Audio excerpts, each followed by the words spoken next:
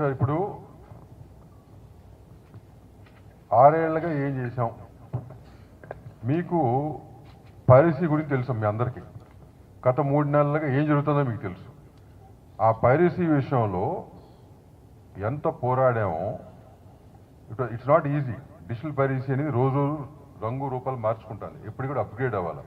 అది ఒక సింగిల్ ఎజెండాగా పెట్టుకుని కంటిన్యూస్గా చేయటం మొదలు పెడితే మొన్న బీహార్ అతన్ని కానీ ఐబొమ్మ అతను కానీ ఇవన్నీ చేయగలిగాం with the support of the government and the police.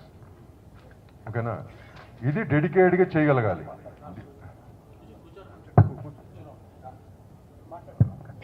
డెడికేటెడ్గా చేయగలగాలి. ఆ డెడికేట్ చేయబట్టే మొన్న దీనికి ఇక్కడ ఎఫ్డీసీ కానీ గవర్నమెంట్ కానీ పోలీస్ వీళ్ళు ముగ్గురు వాళ్ళు చాలా హెల్ప్ చేశారు. లేకపోతే ఈ మాత్రం కూడా అచీవ్ చేసేవాళ్ళం కాదు. దాని మూలంగా పైరసీ కంట్రోల్ అయిపోయిందా అంటే మన అడిగారు. దాని మూలంగా నా మొత్తం అయిపోయింది సార్. పైరసీ అనేది ఓవర్ నైట్ ఏది ఆగదు సార్. ఇట్లాంటి సంస్థలు ఇట్లా చేసేవాళ్ళు కొన్ని వేల మంది ఉన్నారు. ఒక్కొక్కటి టార్గెట్ చేసుకుంటూ వస్తున్నాం.